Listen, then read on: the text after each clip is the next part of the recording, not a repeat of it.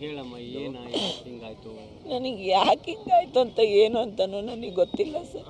ನಮ್ಮ ಮನೆಯವರು ಏನೊಂದಾಗಲಿ ಒಂದು ಸಣ್ಣ ಪುಟ್ಟ ಗಲಾಟೆ ಆಗಲಿ ಮಾಡ್ತಾ ಇರಲಿಲ್ಲ ಸರ್. ಅವರಾಗಲೇ ರಿಯಲ್ ಎಸ್ಟೇಟ್ ಬಿಸ್ನೆಸ್ ಮಾಡ್ಕೊಂಡು JDP ಎಲೆಕ್ಷನಿಗೆ ನಿಂತ್ಕೋಬೇಕು ಅಂತೇಳಿ ಏನೊಂದು ಅಗ್ರಿಕಲ್ಚರ್ ಮಾಡ್ಕೊಂಡು ಅವ್ರ ಪಾಡತ್ತಂತಲೇ ಇದ್ರು ಸರ್. ಯಾರು ಗಲಾಟೆಗೂ ಹೋಗ್ತಿರ್ಲಿಲ್ಲ. ಯಾರನ್ನ ಗಲಾಟೆ ಮಾಡ್ತಾರಂದ್ರೂ ನಾನೇ ಸೈಲೆಂಟಾಗಿ ಇದ್ಬಿಡ್ತೀನಿ. ಆಗಲೇ ಮಕ್ಕಳು ದೊಡ್ಡವರಾಗ್ತಾ ಇದ್ದಾರೆ, ಅವ್ರ ಎಜುಕೇಷನ್ ಕಡೆಗೆ ನಾನು ಗಮನ ಹರಿಸ್ಬೇಕು, ನನ್ನಿಂದ ಮಕ್ಕಳ ಭವಿಷ್ಯ ಹಾಳಾಗಬಾರ್ದು ಅಂತೇಳಿ ಅವ್ರು ಇತ್ತೀಚೆಗೆ ಯಾವುದು ಸಣ್ಣ ಪುಟ್ಟ ಗಲಾಟೆನೂ ಅವ್ರು ಮಾಡಿಲ್ಲ ಸರ್. ಸುಮ್ಮನೆ ಮಾಡ್ಲಾರ್ದ ಕೇಸಾಗೆಲ್ಲ ಸುಮ್ಮನೆ ಸಿಕ್ಕೊಂಡು ಅನುಭವಿಸೆಲ್ಲ ಬಂದ್ರೂ ಸರ್ ಅವ್ರು ಯಾರ ಬಗ್ಗೆನೂ ಒಂದು ಇದನ್ನೇ ಮನಸ್ತಾಪನೂ ಇಟ್ಕೊಂಡಿರಲಿಲ್ಲ ಸರ್. ಯಾರ ಬಗ್ಗೆನೂ ಅವ್ರು ಕೆಟ್ಟದಾಗ ಮಾತಾಡ್ತಾನೂ ಇರಲಿಲ್ಲ ಸರ್. ನನಗೆ ಬೇಡಪ್ಪ, ಆಯ್ತು ನನ್ನ ಕೆಲಸ ಆಯ್ತು, ನಾನು ಇದು ಮಾಡಿದರೆ ಹುಡುಗ್ರ ಜೊತೆಗೆ ಹೋದ್ರೆನೆಲ್ಲ ಒಂದು ತೀಟಿಗೆ ಹುಡ್ಕೊಂಡು ನಾನೇ ಸೈಲೆಂಟಾಗಿ ಇದ್ಬಿಟ್ರೆ ಆತಲ್ಲ ಅನ್ನಂಗೆ ಹಂಗಿದ್ರು ಸರ್.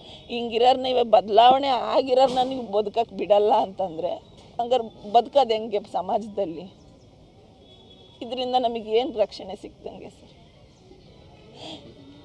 ಅವ್ರಿಗಿಂತ ಮೊದಲು ಏನಾರು ಅಂದಿ ನಮ್ಮ ಮಾತಾಡಿದ್ರೆ ಏನೋ ಹಿಂಗೆ ನಮಗೆ ಫೋನ್ಗೆ ಏನಾರು ಬಂದು ಸಮಸ್ಯೆ ಅಂತ? ನನಗೇನು ಗೊತ್ತಿಲ್ಲ ಸರ್. ಅದು ನನಗೆ ಅದ್ರ ಬಗ್ಗೆ ಏನು ನಮ್ಮ ಮುಂದೆ ಯಾವತ್ತೂ ಅವ್ರು ಶೇರ್ ಮಾಡಿಲ್ಲ ಸರ್. ನನಗೆ ಅದು ಗೊತ್ತಿಲ್ಲ ಸರ್. ಹುಡುಗರುಗಳ ಮುಂದೆ ಏನು ಮಾತಾಡ್ಕೊಂಡಾರೋ ಅದು ನನಗೆ ಗೊತ್ತಿಲ್ಲ ಸರ್. ನನ್ನ ಮುಂದೆ ಅಂತ ಅವು ಮನೇಲಿ ಫ್ಯಾಮಿಲಿಲ್ಲ ಅಂಥವನ್ನೆಲ್ಲ ಹೇಳೋದು ಇಲ್ಲ ಅಂದ್ಕೊಂಡಿದ್ದೀನಿ ಸರ್. ನಮಗೇನು ಅಂಥ ವಿಚಾರ ಎಲ್ಲ ಏನೂ ಹೇಳ್ತಿರಲಿಲ್ಲ ಸರ್. ಅಗ್ರಿಕಲ್ಚರ್ ಮಾಡ್ಕೊಂಡು ಚೆನ್ನಾಗೇ ಇದ್ರು ಸರ್. ರಿಯಲ್ ಎಸ್ಟೇಟ್ ಬಿಸ್ನೆಸ್ ಮಾಡ್ಕೊಂಡು ಅಗ್ರಿಕಲ್ಚರ್ ಮಾಡ್ಕೊಂಡು JDPಗೆ ನಿಂತ್ಕೋಬೇಕು ಅನ್ನೋದು ಒಂದು ಅವ್ರಿಗೊಂದು ಕನಸಿತ್ತು ಸರ್.